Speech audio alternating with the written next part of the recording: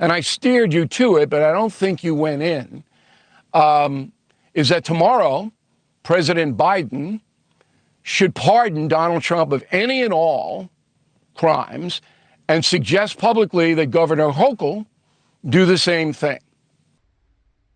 You, Bill O'Reilly, you steered me, but I didn't go in. Yeah, I didn't go in. Sorry, I'm not a fucking fish taking bites at your goddamn bait. Your shitty, cheap bait. Which is Joe Biden should pardon Donald Trump of all 34 felony charges that he just got? Like, that would go over well with Joe Biden's base, for one. 2, how would that win Joe Biden the election? 3, would Donald Trump do anything that would go against him winning the election? 4, why should Joe Biden go against winning the election when Donald Trump wouldn't? Huh? Let's leave out the fact that Trump would never do that. Trump would never do that for an opponent. Well, listen, I can't tell you how much this matters to me. Totally irrelevant.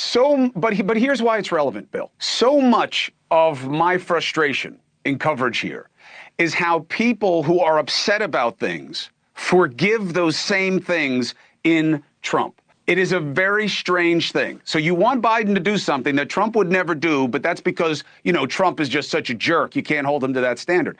I don't think that that's fair. Listen, Cuomo, you're obsessed. No, of course it's fair. Of course it's fair that Joe Biden should do something for Donald Trump that Donald Trump would never dream of doing for Joe Biden? Explain! I'm telling Biden what's best for the country.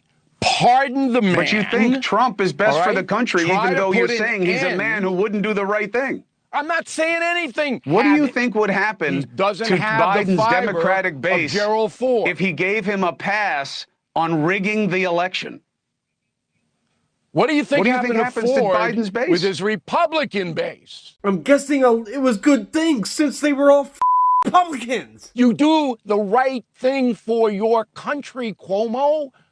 Hey, Bill, Nixon was a Republican. Ford was a Republican. He was doing it for the Republican base. What the F are you talking about? Listen, it should matter, okay? Right you support the guy's candidacy. You think he's better for the country, but you admit he has no character and can't be trusted to do the right thing. I'm not admitting anything. You're putting words in my mouth that don't exist. Trump would never do that for an opponent. Well, listen, I can't. I am telling you. You just said Trump wouldn't do something like this.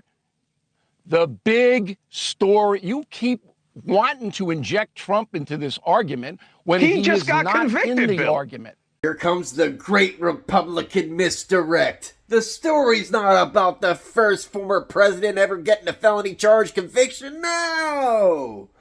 It's the future of America. The future of America.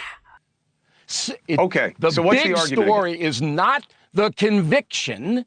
The big story is the diminishment of America. Okay, so the story here isn't the 34 felony charges he was just found guilty for. No. The story here is the future of America. How patriotic, Bill. God, you're such a patriot.